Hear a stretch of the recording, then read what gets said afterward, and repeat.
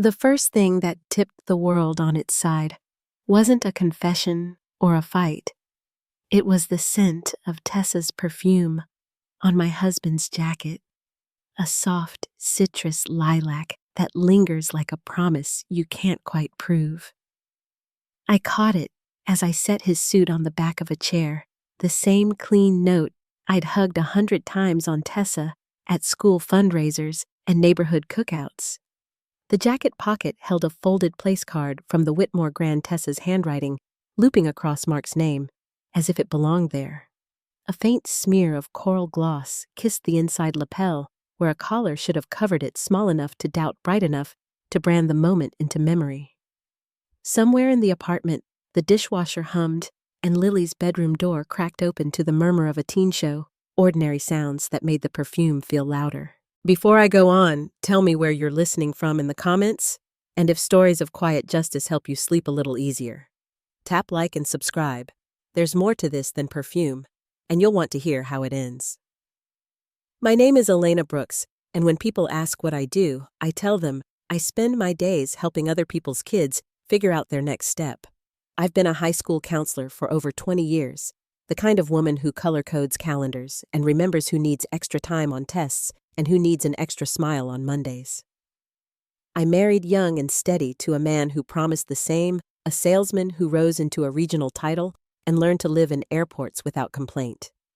We made a home in a quiet suburb where the maples turn a fierce red in October, and the mail still lands in metal boxes on wooden posts. It was the sort of life you can set your watch by meals at the table, jokes about the dog. We never got Saturday errands, and Lily rolling her eyes at both of us like clockwork. Tessa came into our circle the way event planners do, by taking chaos and making it look like grace. She was the woman you called when you needed a gala to shine, or a retirement party to feel like a toast to the next chapter. She had a knack for names and colors and how much light a room needed to flatter a face, and she made fast friends with everyone from my principal to the parent volunteers who couldn't tie a bow to save themselves. I trusted her because she was good to me, because she texted me pictures of floral swatches and asked about Lily's AP exams, and because in our 40s we cling to the friends who show up when the casserole needs delivering and the forms need filing. Mark and I were not flashy, but we looked like it sometimes when Tessa worked her magic on a room. He'd wear the sharp suit, I'd wear the simple dress with the good necklace, and we'd walk into spaces that whispered old money, though none of it was ours. I liked the illusion because it was occasional and earned the way a borrowed coat warms you even after you give it back. We were not the kind of couple that made scenes. Our arguments tended to fold themselves into practical lists, tuition, travel timelines.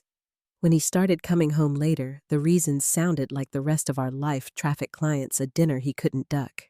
He'd kiss my cheek, rinse a glass, and ask about Lily's college essays as if the clock on the stove didn't say 11:42. The first tension didn't scream. It ticked. A receipt in his trousers for cocktails at a hotel bar, where the cheapest thing on the menu still stung the place card in Tessa's hand, where a caterer's name usually appeared, the way his voice softened when he said her name, as if it had too many vowels. I told myself they planned events together. Our school had hired Tessa for the scholarship gala, and Mark's company often sponsored tables. It was all so reasonable, so woven into the life we'd built, that to tug at any thread felt like accusing my own past of lying. But then I saw the suit again on a Wednesday, a night with no gala and no donor dinner, and the lilac citrus traced the air like someone else had already been home. I folded the jacket and set it on the chair as if I were setting down something fragile, then stood in the doorway and watched my kitchen do what kitchens do, catch the light, hold the quiet weight. Lily called out to ask if I knew where the stapler went, and I answered on autopilot while my mind turned the place card over and over, reading nothing and hearing everything. Tessa had texted earlier a photo of tall white candles and a caption about elegant restraint, the sort of mood board that usually makes me smile. I stared at my phone until the screen went black. My reflection, looking back with the kind of calm you don't feel until you decide to have it. I told myself that nothing was wrong, that I would sleep, that the morning would sand down whatever edge the evening had sharpened. And then Mark stepped out of the shower, humming a song Tessa had sent me last week for the gala playlist. He reached for the jacket without looking, then paused when he saw my hand resting on the lapel.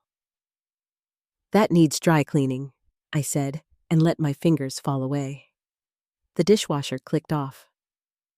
Lily laughed at something in the other room, and my phone lit the counter with a brief square of light. It was a message, her name on the screen, and 5 words that nodded through the perfume and the place card like thread through a button. "Same time tomorrow, Whitmore Lobby." The place card in my husband's pocket never left my mind. By morning, I had convinced myself it was nothing more than a professional detail, something Tessa scribbled in a hurry, but the perfume lingered like a whisper against my better judgment. I folded laundry with the windows open, the spring air drifting in, and caught myself glancing at the jacket still hanging by the door. It should have been on its way to the dry cleaner, but instead, it sat there like a silent witness, daring me to ask questions I wasn't ready to say aloud. That weekend, Mark reminded me about my father-in-law's upcoming retirement gala. Walter had built a life from the ground up, a contractor who left his mark on half the schools and libraries in our county. The board wanted to honor him for more than the buildings, his quiet generosity, his years of mentoring younger builders, the way he paid apprentices when projects fell through. Mark's company was hosting a table, and Tessa was running the entire evening from floral arrangements to speeches. I tried not to think too hard about how comfortable she seemed with both men in my life, Mark and Walter. She had a gift for slipping into circles, listening just enough flattering without appearing obvious. Every detail about the gala was filtered through her, from the shade of the table linens to the order of the speeches. When she called to ask if I preferred roses or lilies for Walter's table, her voice was bright, professional, and warm. The same voice that had once soothed me when Lily was sick, and I couldn't leave work. The night of the gala.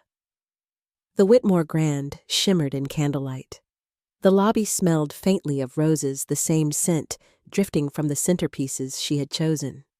Guests filled the ballroom with laughter, shaking Walter's hand, clapping him on the back, toasting his name. I should have felt proud watching him soak in the recognition he had earned, but my gaze kept drifting to the corner where Tessa stood near Mark, pointing at cue cards, adjusting his tie with a familiarity that sank like a stone in my stomach.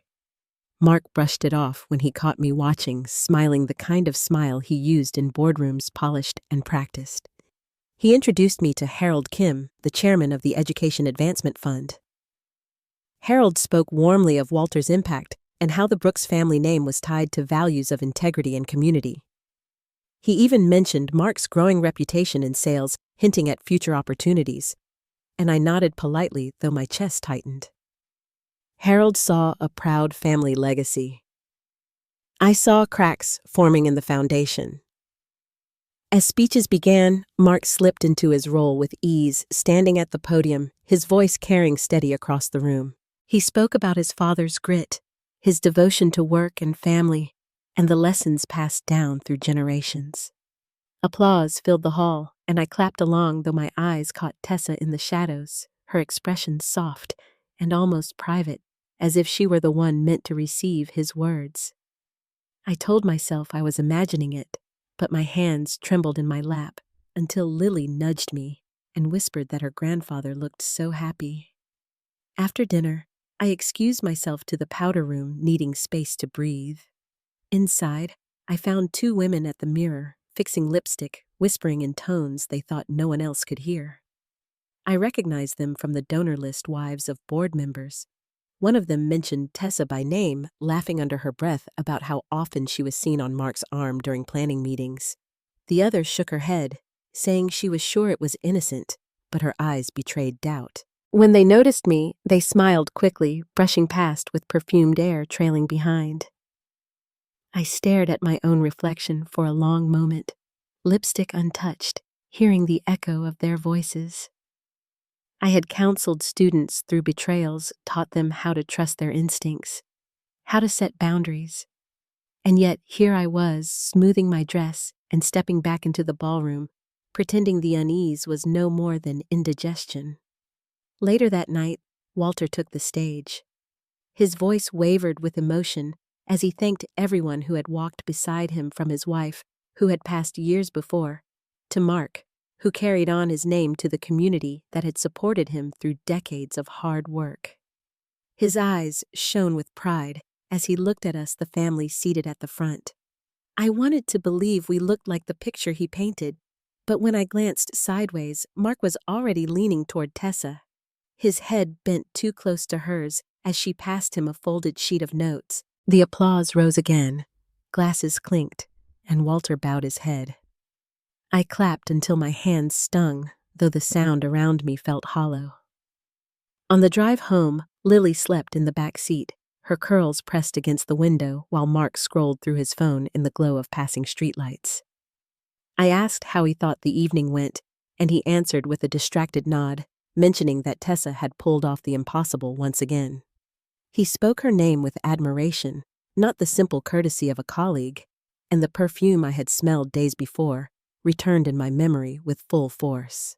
I lay awake long after the house settled into silence, my thoughts circling back to that folded place card and the women whispering in the powder room. The gala had been a celebration of legacy, a public picture of unity, but I could feel something shifting underneath it all. The night had left Walter honored and proud, but it left me with a question that gnawed deeper than any applause could hide. What exactly was my husband building, and with whom? The gala left me with a restless ache I couldn't shake. In the days that followed, I moved through my routines, like a woman wearing someone else's shoes, functional enough, but always aware of the pinch. At school, I sat with students about scholarships and course plans, listening intently, but the perfume and the whispers in the powder room still pressed against my mind. By the time I came home, the house felt heavy, carrying silence that Mark filled with reports of business dinners and late meetings. His words were steady, but they didn't reach his eyes. One evening, as I stood at the sink rinsing plates, Lily leaned on the counter scrolling her phone. Without looking up, she asked Mom why was Dad talking to Mrs. Grant after everyone left the gala. They seemed close. Her tone was cautious, like she was afraid of crossing a line she didn't fully understand. I dried my hands carefully, smiled at her, and said they probably had last-minute details to settle. She accepted it at face value, but my chest tightened at how easily the lie came. I tried to sleep that night, but the bed felt wider than usual. Mark's breathing was steady beside me, but his body angled away, his phone face down on the nightstand. I stared at the ceiling, listening to the faint hum of the refrigerator downstairs, and let the quiet stretch long enough that it felt like its own conversation. The place card, the perfume, the whispers, all of it weighed on me. I rolled to my side, facing him in the dark, and wondered how long I could pretend not to notice. The next morning, I stopped by Margaret Lewis's office before the first bell. She had been my colleague for years, the kind of woman who kept peppermints in a jar and knew how to listen without forcing advice. I closed the door behind me, sat down heavily in the chair across from her, and admitted what I hadn't said to anyone else. I told her about the jacket, the gala, and Lily's question. She didn't gasp or scold. She simply leaned forward, her voice low and even, and asked, "What do you feel when you picture them together?" The question startled me, but the answer rose too easily. Hurt. Not shock, not anger, just hurt deep and bone-tired. Margaret nodded as if she had expected that. Sometimes the hardest part, she said, is realizing your instincts were speaking long before your mind gave them words. I left her office calmer, though no less certain that something was wrong. That weekend, Mark said he was working late another client dinner. I didn't argue. Instead, I waited until Lily was at a friend's house, then sat in the living room with only a lamp lit, staring at the front door. Hours passed, and when it finally opened, Mark stepped in with the faint trace of cologne and the wrinkle of clothes that hadn't seen an office. He smiled too wide and too late and carried himself as though nothing had happened. I didn't ask. I simply said good night and let the silence stand where words would have fallen flat. The next day, I drove to Walter's house to drop off paperwork he needed for insurance. His living room smelled of old wood and coffee the way it always had. He sat in his chair, glasses perched low, flipping through notes about his speech from the gala. He looked proud but tired a man, both relieved and unsettled to be stepping away from work. He asked how Mark was holding up, and I heard myself say busy, though the word tasted bitter. Walter smiled faintly and said, "Busy isn't always good. Sometimes busy is just hiding." I nodded, not trusting myself to answer. That night, I heard Mark in the kitchen whispering into his phone. I couldn't catch the words, just the tone, soft coaxing, a shade of intimacy he hadn't used with me in months. When I stepped into the doorway, he ended the call quickly and smiled with practiced ease. "Just work," he said, sliding his phone into his pocket. His eyes flicked toward me, then away, and the ache in my chest deepened. The days blurred into one another, filled with small fractures I couldn't ignore. A credit card statement with dinners I hadn't attended. A hotel receipt tucked into his briefcase, dismissed as a client needing an off-site meeting. A forgotten text notification flashing across his phone screen before he could swipe it away. Each moment by itself could be explained, but together they formed a pattern I couldn't unsee. I found myself moving slower at home, careful in my own spaces, as though my body already knew it wasn't safe to relax. Even the walls felt different, as if the house had absorbed the lies and now held them in the drywall. At night, I sat with a cup of tea in the quiet, listening to the hum of the dishwasher, wondering if this was the sound of a marriage slipping away. Lily noticed, though she didn't press. She started spending more time in her room, headphones on, eyes cautious, when she came into the kitchen. One evening, she asked if I was okay, and I kissed her cheek and told her school had been busy. She nodded slowly, but her glance toward Mark's empty chair at the table told me she already suspected more. When Margaret asked me later that week if I had confronted him, I shook my head. "Not yet," I said. My voice surprised me. It wasn't angry or frantic, just tired. She touched my hand lightly and said, "You'll know when it's time." That night, as I folded laundry alone, I held one of Mark's shirts and smelled the faint trace of that same lilac citrus perfume. It was no longer a question. The truth was here, lingering in the fabric, waiting for me to name it. I set the shirt down gently, my hands steady, though my heart felt like it had split open. The house was quiet except for the clock ticking on the wall, and I stood there listening, feeling the weight of everything I hadn't yet said. For the first time, I allowed myself to admit it without softening the words. He was betraying me. And once I named it, I knew I could never go back to pretending. Once I admitted the truth to myself, the air in my house changed. Every corner seemed to hold a trace of something I couldn't quite clean away. The shirt with perfume in its fabric, the credit card slips tucked into drawers, the way Mark smiled too easily when his phone buzzed, each detail stacked on the last, until the silence between us grew unbearable. I no longer reached for excuses, and I no longer softened what I knew. It was a Thursday evening when the first crack opened into something wider.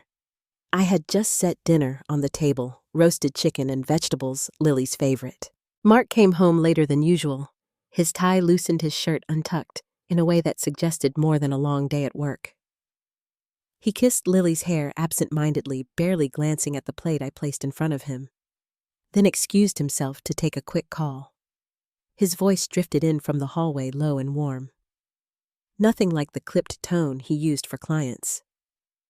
I stared at my untouched food, waiting for the words to confirm what I already knew. After Lily went upstairs, I followed the faint sound of his voice. He stood by the coat closet, head bent, whispering, as if the walls themselves might betray him. When he noticed me, he ended the call abruptly, sliding the phone into his pocket, as though nothing had happened. "Work," he said, the word too sharp, too quick. I didn't reply.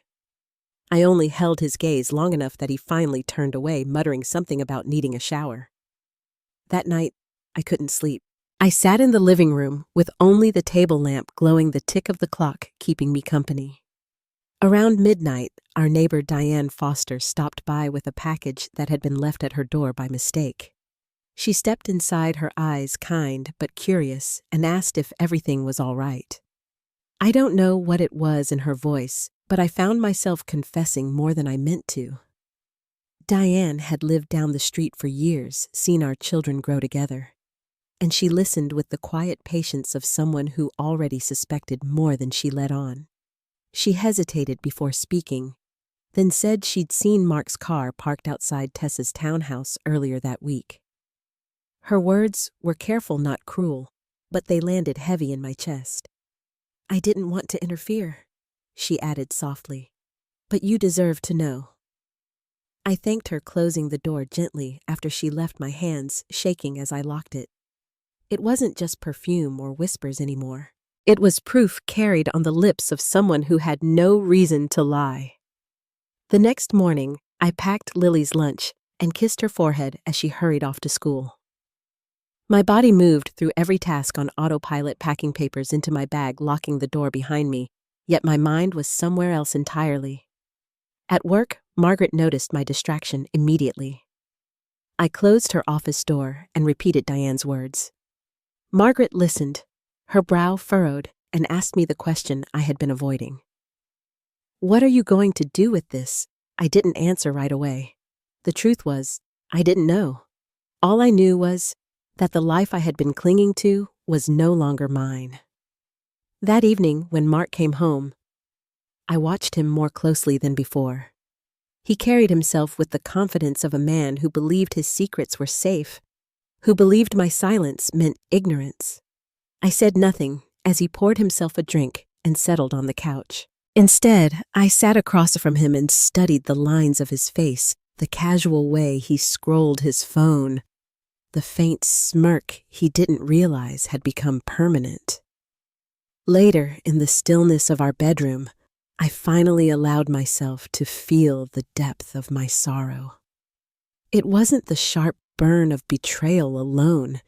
It was the quiet erosion of years, the realization that every sacrifice I had made for our family meant nothing to him. My tears fell silently, soaking the pillow, and I let them come. The sound of his steady breathing beside me felt foreign, almost cruel in its indifference. The following Sunday, Walter invited us for dinner. Lily was excited to see her grandfather, and I forced myself into a smile for her sake. Walter greeted us warmly, his pride in Mark still evident in the way he introduced him to neighbors who had stopped by.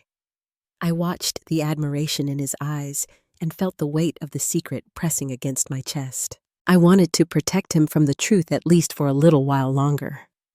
During dinner, Walter told stories of his early years in construction, of long nights and unpaid invoices, of how he had built his company brick by brick. He looked at Mark as if expecting him to carry the same torch. I saw Mark bask in the attention, nodding at all the right places, even placing his hand over mine for effect, when Walter praised our marriage. The gesture made my stomach twist, but I held my composure. The performance was not for me, it was for everyone else at the table. When we returned home, Lily went straight to her room, leaving Mark and me alone in the kitchen. He leaned against the counter, sipping a glass of water, his expression calm, almost smug. "Tonight went well," he said casually, as though nothing weighed between us. I nodded, setting my bag down, but my silence lingered too long. He noticed his eyes narrowing slightly. What he asked, half amused, half wary. I met his gaze and said quietly, "I know." His smirk faltered, but only for a second. "Know what?" he asked. his voice light rehearsed. I didn't elaborate. I only held his eyes until he looked away, retreating upstairs with a muttered excuse. I stayed in the kitchen long after the lights dimmed, listening to the hum of the refrigerator, my hands gripping the edge of the counter. The words had finally left my lips, and though they hadn't been loud, they were enough to shift the ground beneath us. That night, as I lay in bed, the sorrow began to change shape. It was no longer just grief, it was clarity. I couldn't keep pretending, and I couldn't keep carrying his lies on my back. Something inside me had stirred something steady and unyielding. I didn't yet know what steps I would take, but I knew one thing with absolute certainty: the silence was over, and once broken, it could never return. The night I finally told Mark, I know I expected an argument, maybe even a confession, but what I got instead was silence that pressed on every wall of the house. He avoided me the next day, moving through his routines with the efficiency of a man trying not to be caught. He spoke about travel schedules, about clients, about Walter's legacy, but his eyes never rested on mine for more than a second. His distance was meant to protect him, yet it gave me space to think with a clarity I hadn't felt in months. I didn't yell or confront him with evidence. Instead, I began taking small, deliberate steps. The first was gathering papers, bank statements, property documents the retirement fund Walter had so carefully built. I opened a safe deposit box at a downtown bank one Mark didn't know about and placed copies of everything inside. My hands shook as I signed the forms, but the moment the box closed with a heavy click, a steadiness came over me. For the first time, I wasn't just reacting. I was preparing. At work, Margaret could sense the shift. Over coffee one morning, she asked if I felt ready for what might come. I told her I wasn't sure what ready meant, but I knew I couldn't stand still anymore. She nodded, her expression calm but firm. "Then move in the way that feels safe," she said. Her words echoed later that night as I opened our filing cabinet and quietly sorted through folders while Mark slept upstairs. Every document I touched felt like a brick I was taking back from a house he had tried to build on lies. I kept my silence in front of Lily, protecting her from the cracks that widened with each day. She noticed the coolness between us, but didn't ask questions, and I was grateful for her restraint. I cooked her favorite meals, asked about her essays, and reminded her of her worth in every way I knew how. Mark's shadow had already dimmed the house enough. I refused to let it reach her more than it had to. One evening, while clearing the dining table, I overheard Mark on the phone in the living room. His voice was sharp, urgent, nothing like the honeyed tones I'd caught before. "It has to be ready by the end of the quarter," he said. "Don't worry about Elena, she trusts me." The words sliced through me, but I stayed in the kitchen, hands steady as I stacked plates. If he thought I still trusted him, that was a mistake I planned to let him keep making. The next step came quietly. Diane stopped by one afternoon with a basket of lemons from her tree. As we sat on my porch sipping tea, she admitted she had seen Mark again, this time with Tessa, at a cafe near the business district. They hadn't noticed her, but their closeness was impossible to mistake. I thanked her for telling me, and though the confirmation stung, it also hardened my resolve. I no longer doubted. I no longer questioned. I knew. I began keeping a journal, writing down dates, places, and details of every inconsistency, every whisper of proof. Not out of spite, but to keep myself from being gaslit into forgetting. Each page was a quiet act of defiance, a record no one could take from me. I stored it in the same box at the bank, the ink still fresh, when I closed the cover. Mark noticed small changes my late afternoons spent running errands, the careful way I avoided questions about finances, but he seemed too distracted to dig. His focus was on appearances, on keeping Walter proud and the community convinced. At dinner with neighbors, he poured wine and spoke warmly of our marriage while I smiled faintly and let him play his part. Inside, I had already begun rehearsing mine. The clearest moment came during a board fundraiser Walter attended. I stood beside him listening as Harold Kim praised the Brooks family for their integrity. I felt Walter's pride radiating like heat, and I realized Mark's betrayal wasn't just mine to bear, it threatened to stain the very name Walter had spent a lifetime building. My heart ached for him, but it also gave me purpose. Protecting Walter's legacy became as important as protecting myself. That night, after Mark fell asleep, I sat alone in the living room, the lamp casting a small circle of light on the rug. I thought about every sacrifice I had made, every trust I had given, every quiet doubt I had swallowed. I thought about Tessa's perfume, Diane's careful words, Margaret's steady advice. I thought about Lily, her future just beginning, and how I couldn't let her grow up believing this was what love looked like. The sorrow was still there, but it no longer drowned me. It had hardened into something sharper, something I could use. I wasn't ready for confrontation yet, but I was ready to act in ways Mark wouldn't see coming. I folded the last of the papers into my bag, switched off the lamp, and let the house settle into silence. As I climbed the stairs, I heard Mark stir, muttering in his sleep. I paused at the doorway, watching him roll onto his back, his face soft in the dim light.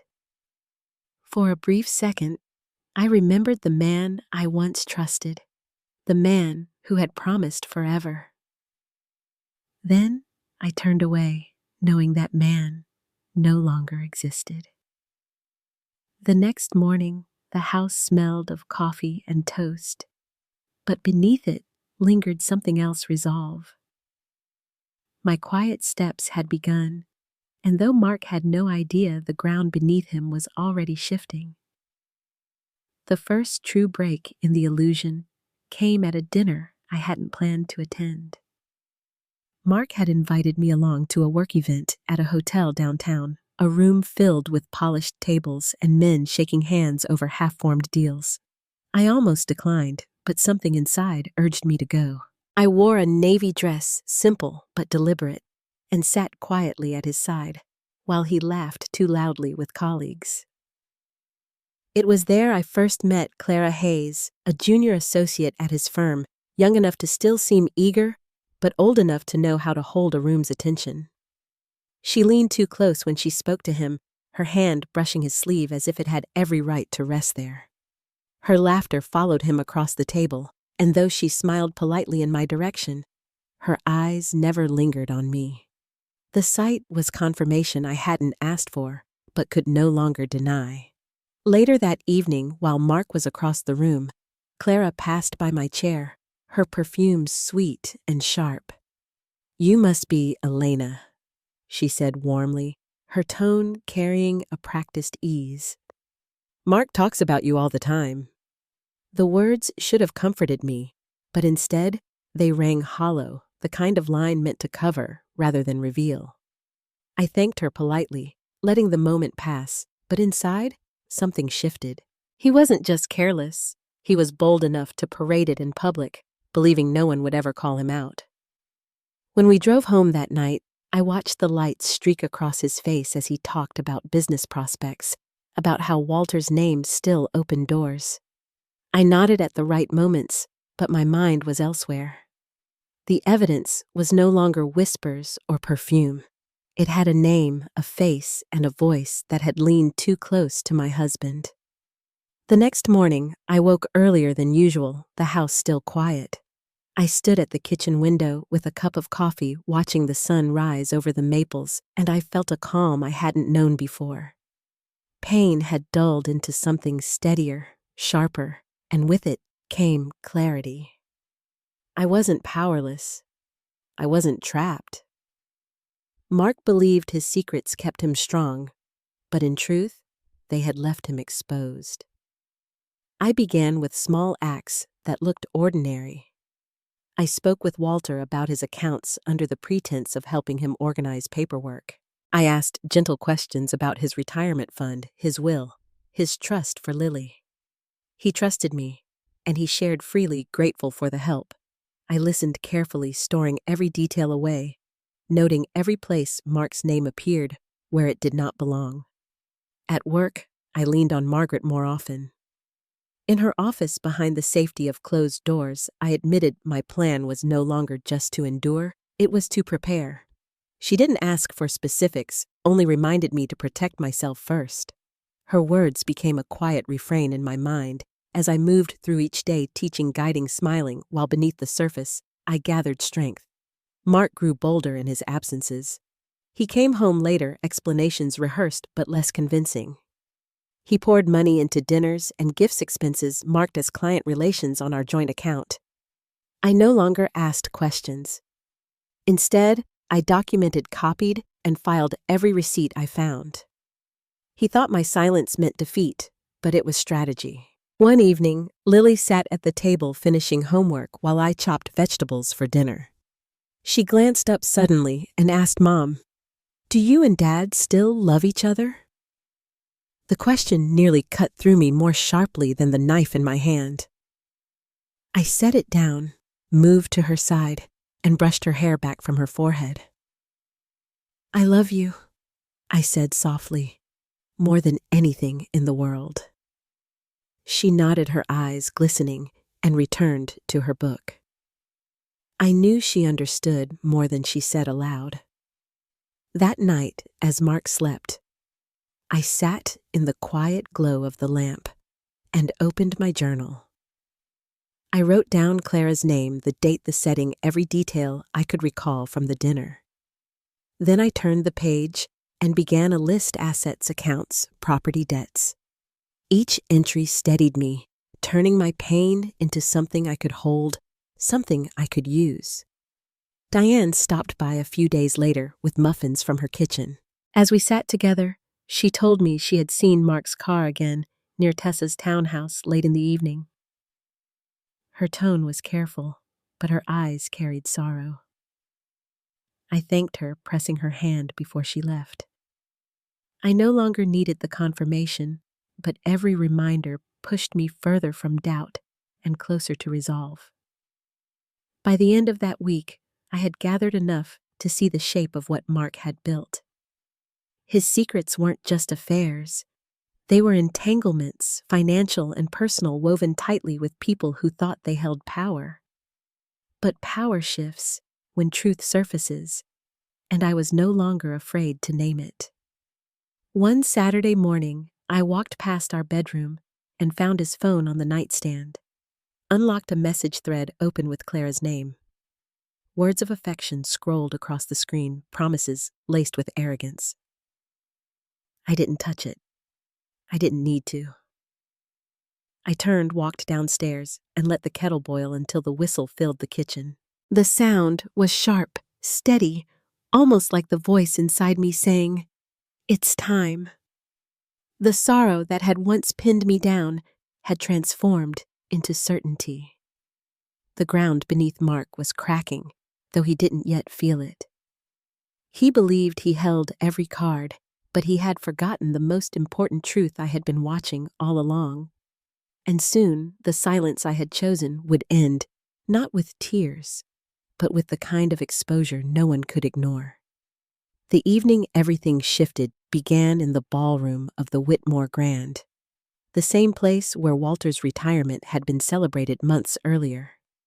This time, the lights were brighter, the crowd larger, and the stakes much higher. Harold Kim was hosting a fundraiser for the Education Advancement Fund, and nearly every influential figure in town filled the tables. Mark was in his element, shaking hands, smiling, weaving his father's name into every introduction. I watched him glide across the room, carrying himself as if the Brooks legacy belonged solely to him. I had prepared carefully. My dress was understated, my demeanor calm, but tucked into my bag were copies of statements and receipts, proof of the secrets he thought I had ignored. I had not come to cause a scene, but I had come ready. Tessa was there too, moving between tables with her usual elegance, her hand brushing Mark's arm whenever she passed. Clara sat near the front with several of Mark's colleagues, her eyes following him in a way that was no longer professional. Their alliances were written in gestures visible to anyone who cared to notice. The evening began smoothly with Harold welcoming the guests and praising Walter for his years of service. Walter smiled proudly from his seat, unaware of the storm about to break. When Mark stepped up to the podium, his voice carried easily practiced and steady. He spoke of integrity, of family, of the values passed down through generations. I sat still, my gaze fixed on him, and wondered how many in the room would believe his words if they knew the truth. As applause rippled across the hall, I rose slowly. My movements were deliberate, not hurried, not desperate. I walked toward Harold, who stood near the side of the stage, and quietly handed him a folder. "You should see this," I said softly. His brow furrowed as he glanced at the contents: expense reports misfiled as company dinners, withdrawals from Walter's fund without authorization, and the list of accounts that connected back to Mark. His eyes lifted to mine, shocked but steady, and then to the man still speaking of honor from the podium. The room shifted in an instant. Harold whispered to another board member, papers exchanged hands, and murmurs spread quietly from table to table. Mark continued his speech unaware, but the audience was no longer looking at him with admiration. Some leaned back in their chairs. Others exchanged glances, and a few pulled out phones, already searching for more. The applause that followed his final line was thin, scattered, nothing like the warmth he had expected. When he stepped down, Harold intercepted him with a firm hand on his arm. Their voices carried farther than Mark realized. "We need to talk about these numbers," Harold said. His tone clipped. Mark stammered, trying to laugh it off, but Harold's expression remained hard. "Not here," Mark muttered, pulling away, but the damage had been done. The whispers had grown into a low hum that filled every corner of the ballroom. Tessa appeared at his side, her hand tightening around his sleeve, but even she couldn't quiet the murmurs. Clara shifted uncomfortably in her seat, her eyes darting to the exits as though she wanted no part of the unraveling. Walter sat stunned. His fork paused halfway to his plate, confusion clouding his face. My heart ached for him, but I knew the truth was necessary. He deserved to see clearly what his son had become. Mark approached me, then his face taut with anger, barely contained. "What did you do?" he hissed under his breath. I met his gaze calmly, my voice steady. I told the truth. His jaw tightened, his hand twitching as if he wanted to grab my arm, but he stopped, aware of the eyes already watching us. The evening collapsed quickly after that. Harold addressed the room briefly, promising a full review of financials and offering his gratitude for the community's patience. It was a statement meant to calm, but it only confirmed suspicion. Guests began to leave in clusters, some shaking their heads, others whispering openly now. The polished image Mark had built so carefully had cracked wide open, and everyone had seen through it. At home that night, the silence was heavier than ever. Mark stormed through the rooms, muttering about betrayal, about how I had destroyed everything. "You've ruined me!" he spat, his face flushed. I stood in the doorway, my arms folded, and answered evenly. "No, Mark, you did that yourself." His rage faltered at my calm, and for the first time I saw fear in his eyes. Walter called the next morning. His voice was quiet, tired, as he asked if what he had heard was true. I didn't want to wound him, but I couldn't lie. I explained what I had found: the documents, the money shifted without his knowledge. There was a long pause, and then he said, "I gave him everything I had, and he still wanted more." His words broke something in me, but also bound me to him in truth. He knew now, and he would never look at his son, the same way again. In the days that followed, the fallout spread quickly. Mark's colleagues distanced themselves.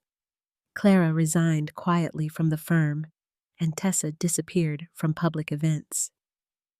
Neighbors' whispered friends turned cold, and the Brooks name, once spoken with pride, now carried scandal. Mark tried to fight, tried to spin stories of sabotage, but every attempt only made him look smaller, weaker.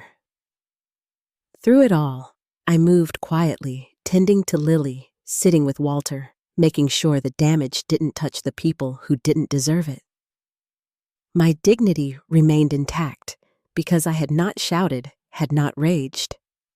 I had simply let the truth do what lies never could stand on its own. And yet, even as Mark's world collapsed, I knew the final step was still ahead. His fall was nearly complete, but my own closure had not yet come. I could see it on the horizon, steady and certain, waiting for me to take it.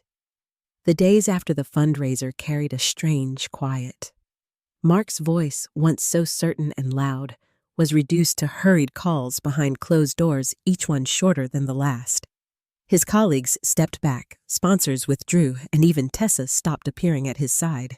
The man who had stood at the podium declaring honor and legacy now moved through our home like a shadow pacing rooms that no longer belonged to him.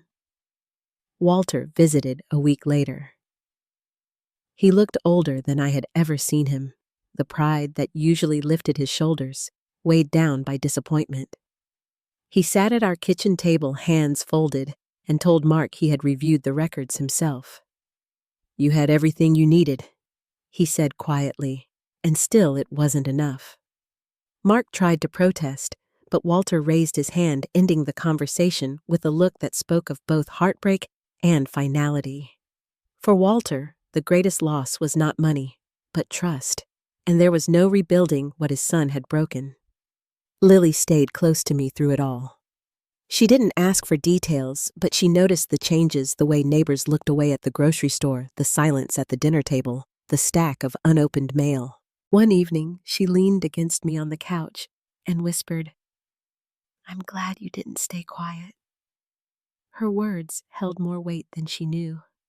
For months, I had kept still, thinking silence was strength, but it was in speaking and acting that I finally protected us both. By the end of the month, Mark packed a bag. There was no dramatic goodbye, no final plea. He left quietly, the sound of the door closing behind him softer than I expected. Tessa followed her own path into obscurity, her business losing clients as whispers spread. Clara resigned and moved on, eager to escape the fallout.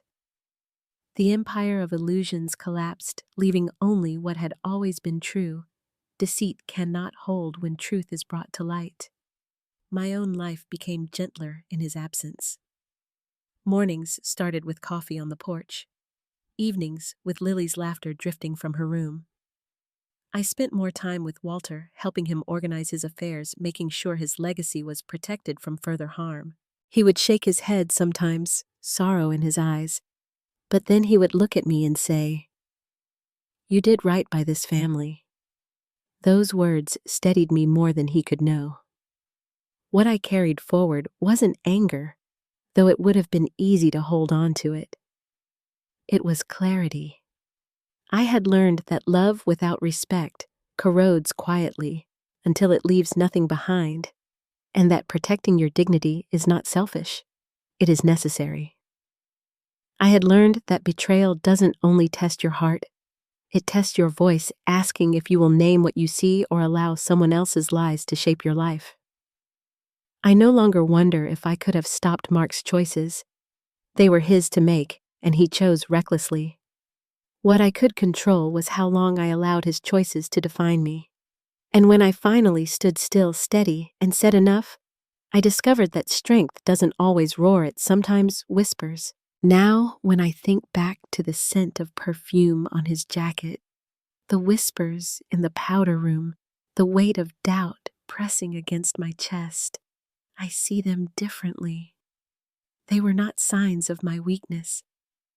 They were the beginning of my awakening.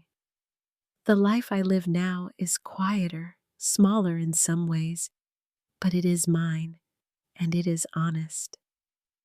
That is a wealth greater than anything Mark ever pretended to have. Before we close, I'd love to know what part of this journey spoke most to you. Share your thoughts in the comments, and if you'd like to hear more true family stories, stay connected here.